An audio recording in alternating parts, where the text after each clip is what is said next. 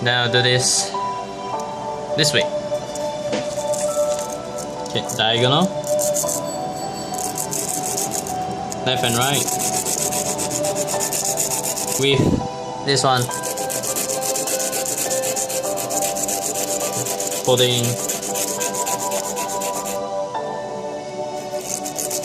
parallel, no, perpendicular, and yeah, parallel to the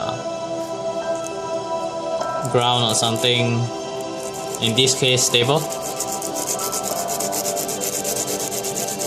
Note that while you are doing this, if you have long nails, your nails will tend to be ground away by the sandpaper also. Doesn't matter if you have this or not, the knife sharpener.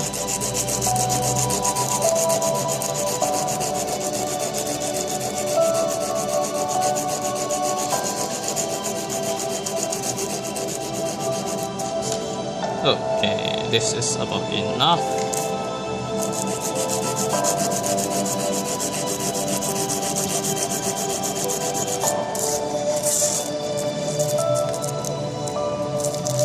When you see that the sandpaper is dull, change a new one immediately. Otherwise, you will have to sand this wire forever. And it's not pleasant at all, because yep, even nerds have to eat, like me.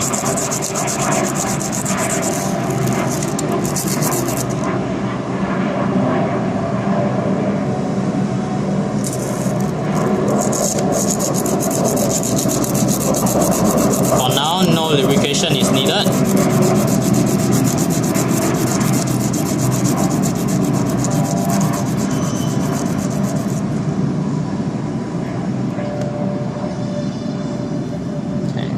About 1.1. Yes, 1.1.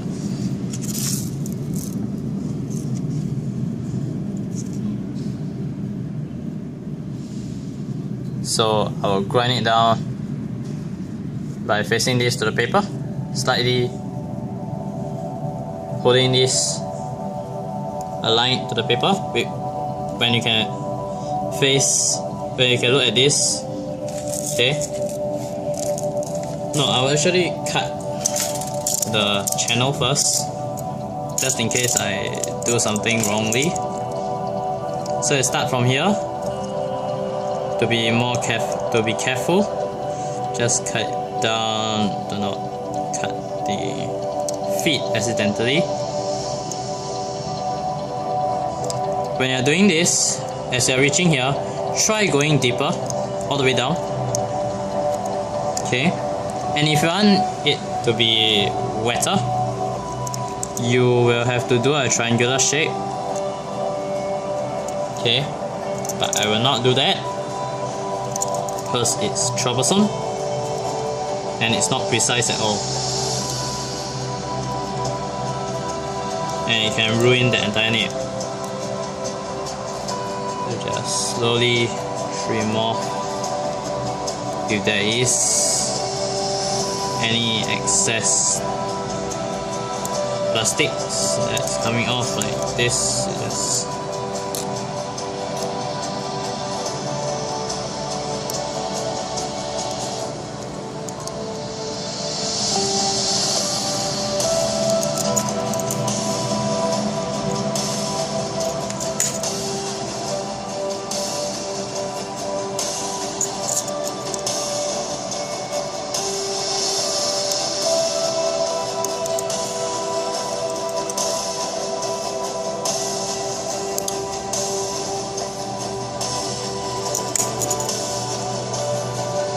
okay, as you can see, once I've done this, it's misaligned.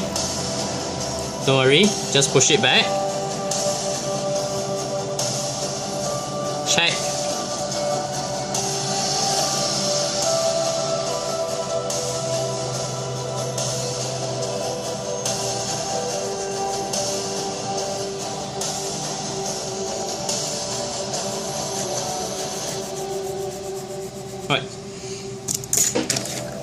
again.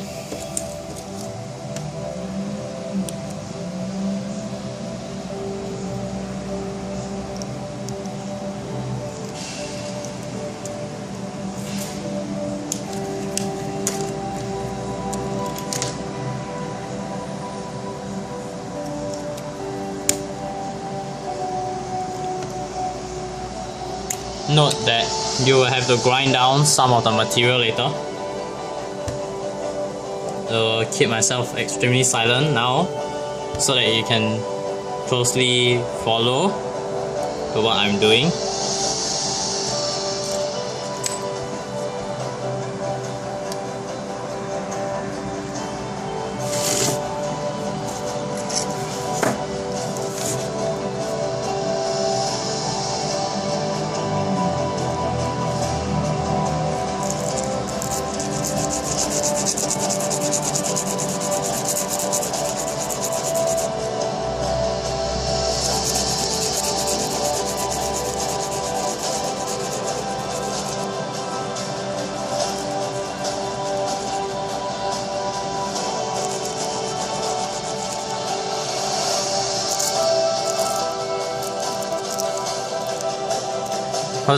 Holding this perpendicular,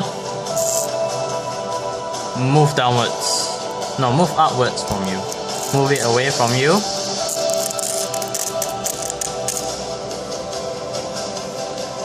This side also.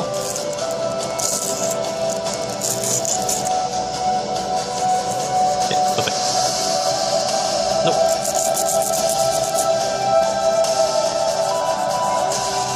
Yes, perfect.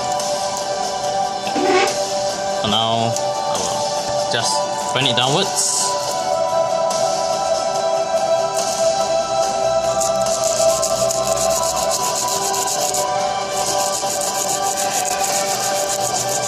Note that if your tines start to move, like start to rotate, you have to put super glue. Otherwise the outcome will not be nice.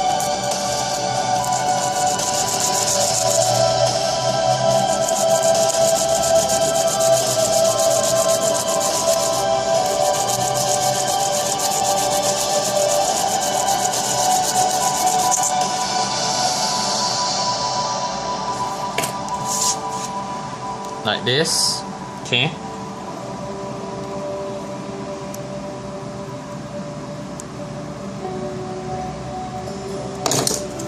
What you do is that you start from here,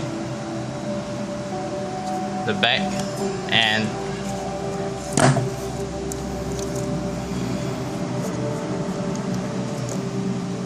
no.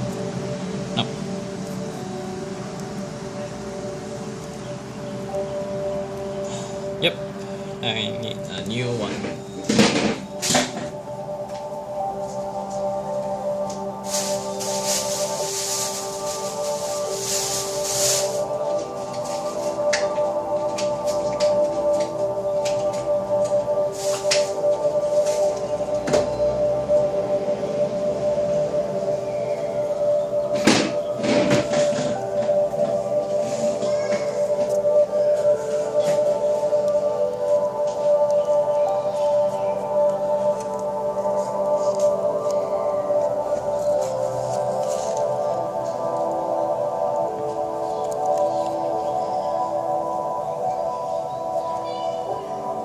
Just one drop or two will do, and then you dry it. After that, you will have to carve it out to remove the feet.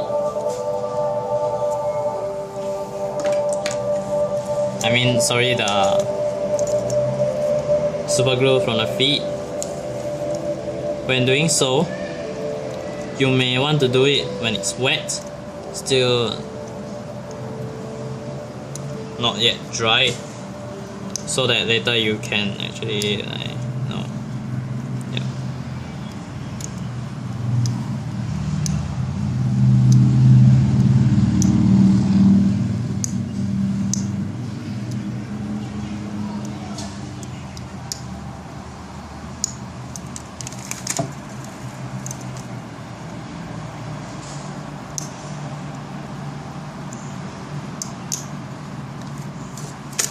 this.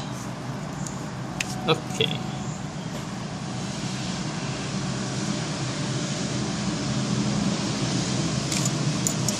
Actually, break off.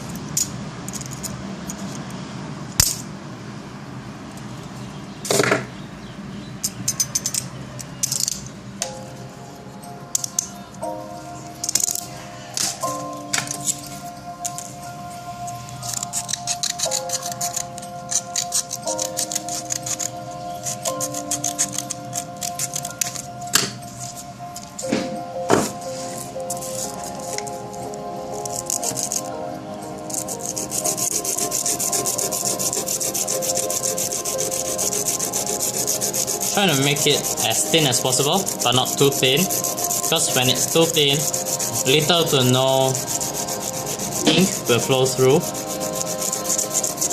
or too little ink will flow through, which may cause skipping, or if you somehow make this into flags, railroading.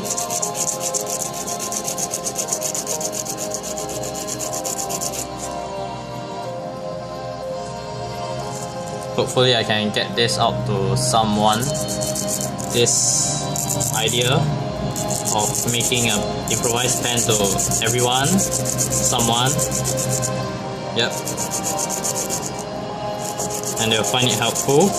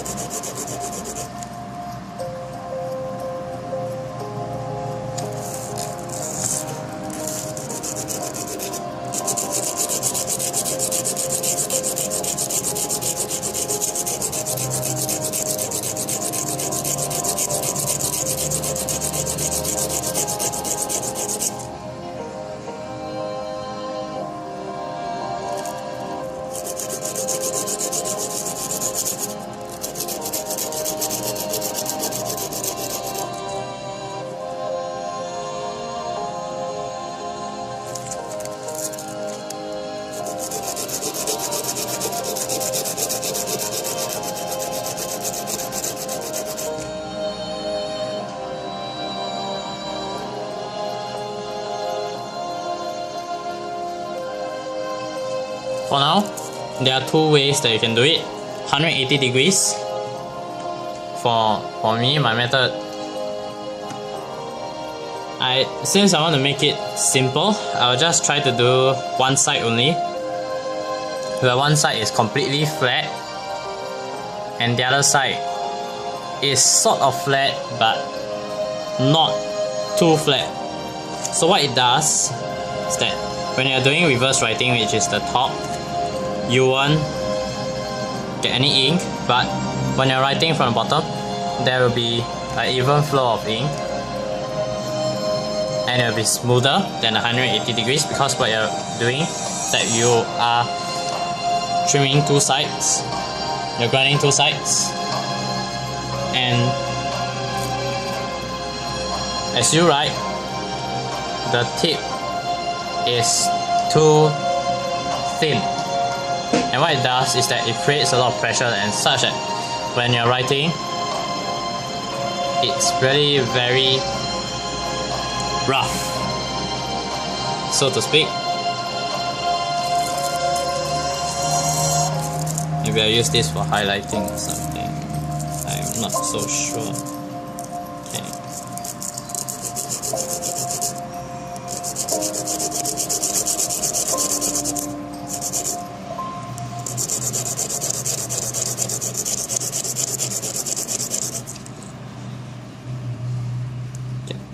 Some sort of this. Okay, I'll skip a few steps to 400 grit. No, yeah, 400 grit. Okay, actually, you know what?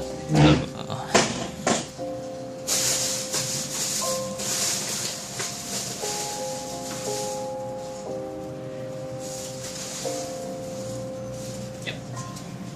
What's this? 320 grit. So what you do is, since you do not want to have a rough and sharp corners, you would actually make it such that it's rounded. But I will not be doing it now. I would be setting down the thing first so as to make the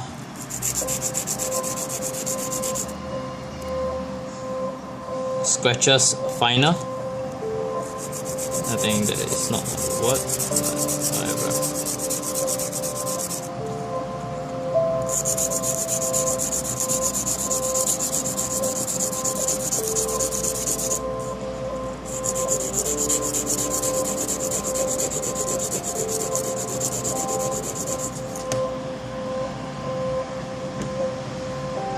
Okay, sometimes you may have problems like this where one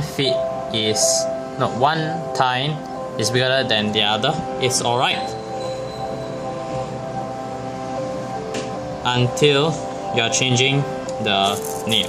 But for me, since I do not want to, I'll just shave it down by pushing one of the tines that is higher than the other to the sandpaper and grind it down.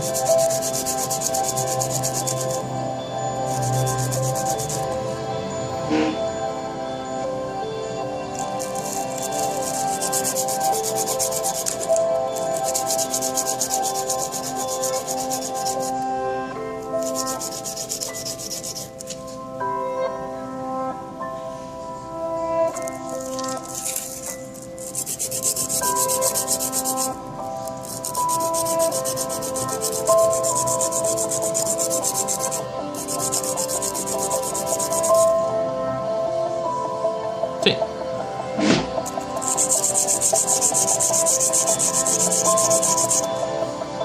Now it's no longer 1.1, but I don't care because it's broad and I like it. Yep.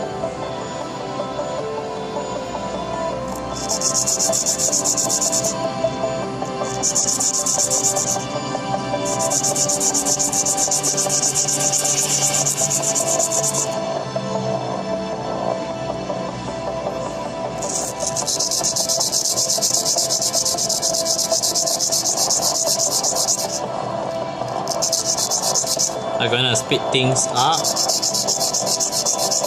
by rounding off the corners with this 800 grit. No, why I can't say 800. 320 grit sandpaper.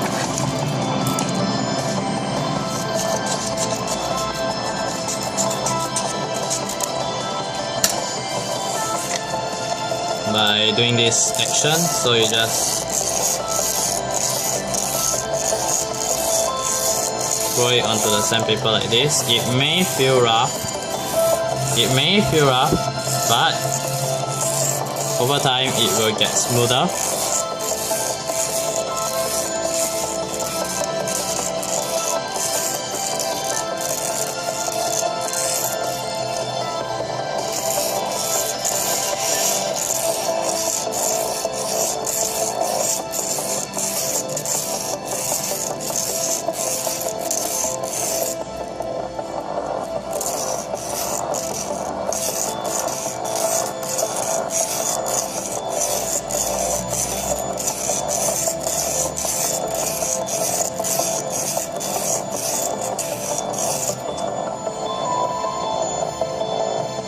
Then first, I do not want to retune my nib again, So I'll just try to grind the pathway for the ink to flow. Always check after every step.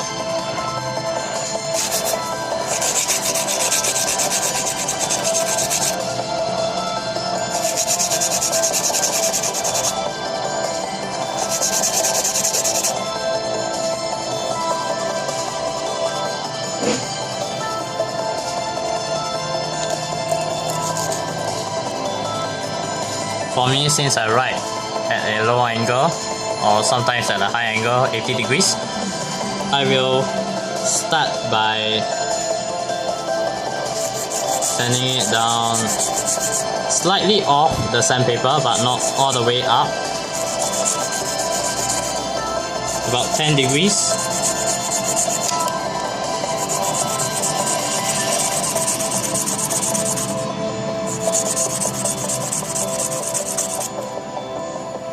Okay, so you should see some sort of slope.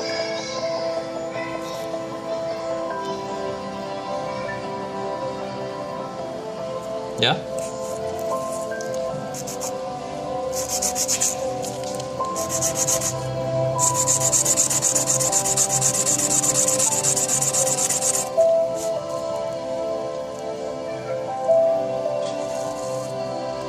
Like this.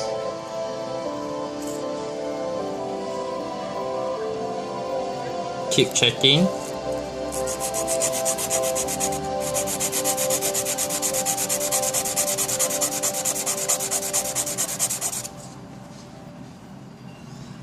Okay, should be fine. Now, pushing the tip against the paper, you move up. At the same time, you actually make steeper. Yeah, make it steeper.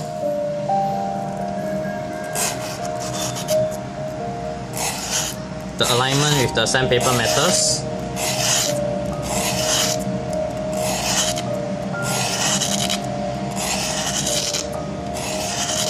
Try to overdo just by a little bit, because what you're doing later is that you're making it very fine in terms of the smoothness.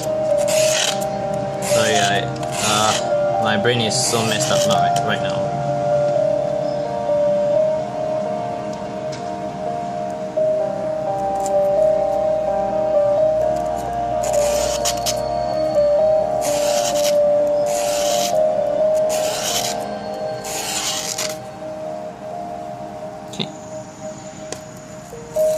To remove the burrs at all sides.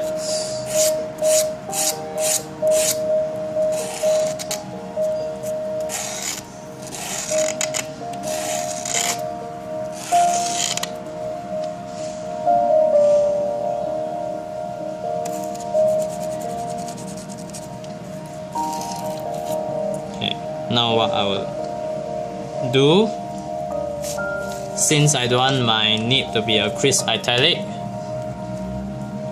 I will make it into a cursive italic by rounding off the edges, by doing figures of 8, the infinity sign. Thanks Stephen Brown for showing me how to grind my nibs.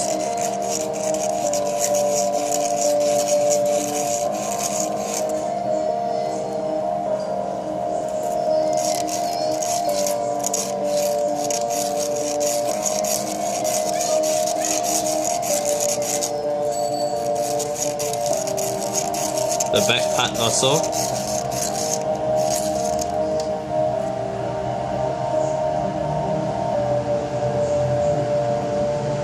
Okay, for this, I'll try to push it. Wow, I only do it once for this grid, because it's just simply too rough, too coarse.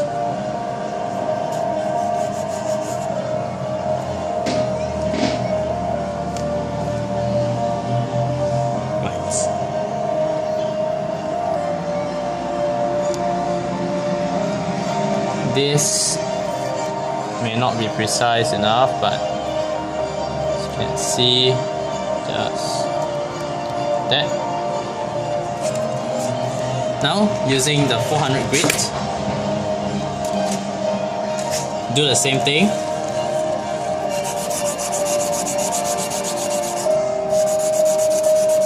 Note that whenever you're starting out with that diameter, like 1.1, you always end up with somewhat smaller diameter nib, like a 0.9. I mean, you end off with a smaller diameter because you are taking away some of the material while grinding it down.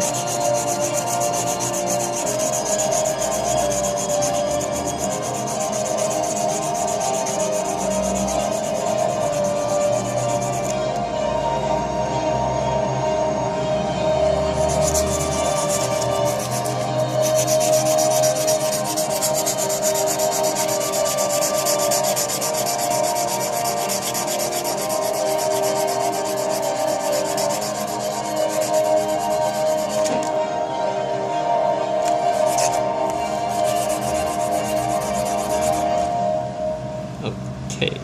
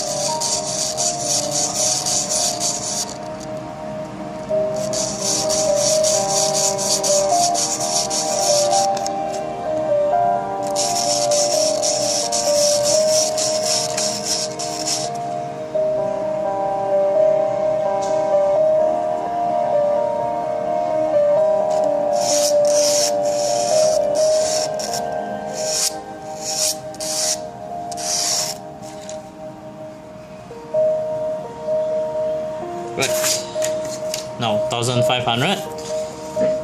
For this, I will do flossing. So when doing this, I will get aluminum foil, aluminum can, and I will just cut it down to this shape, then just floss the tines.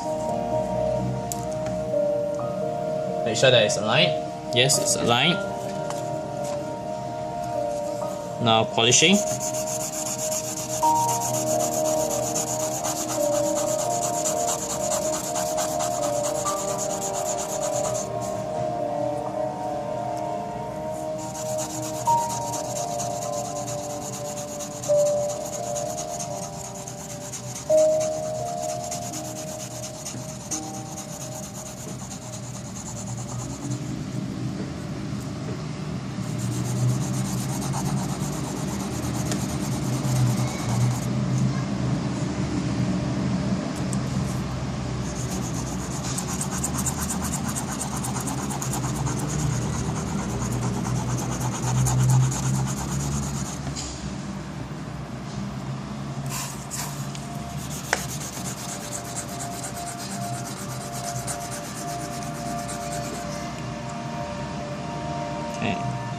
Just to tell you, this is extra information. Italics are easier to grind than, say, rounded ones, because since this has no tipping material, italics are better. The easiest italic is crisp italic.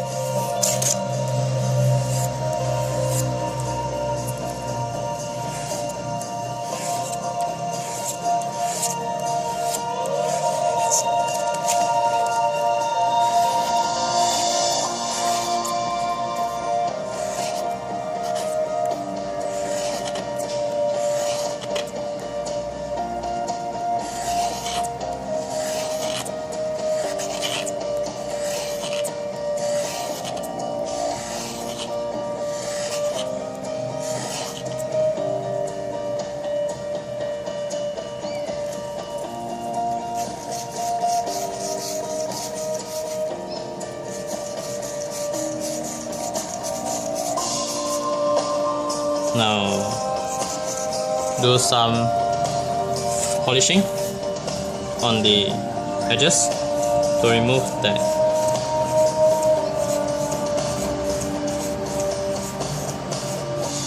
I actually skip a step, which is this. If you are not aware.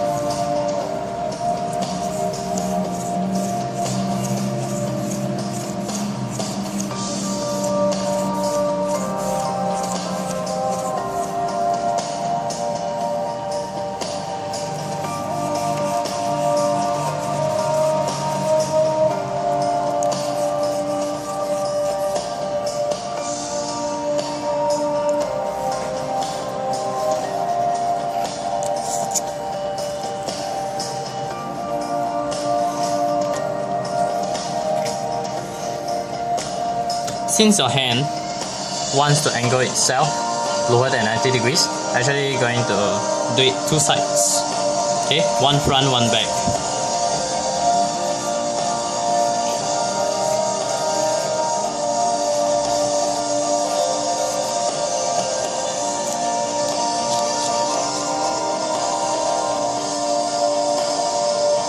Okay. Now one final pass. This time I press harder, then polishing starts.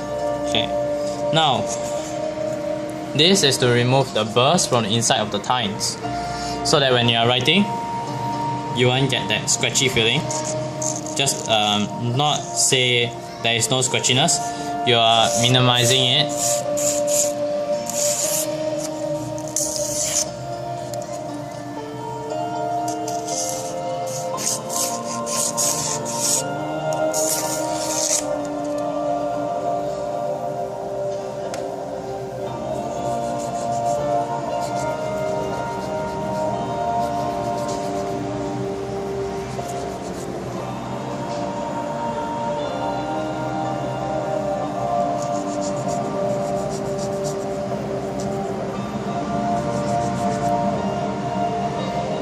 Okay.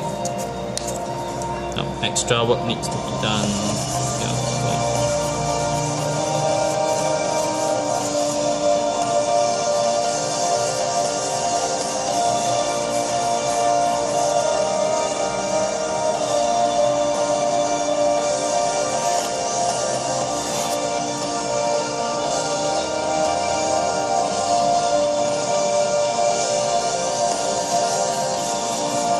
Okay, and then I've made this into cursive italic.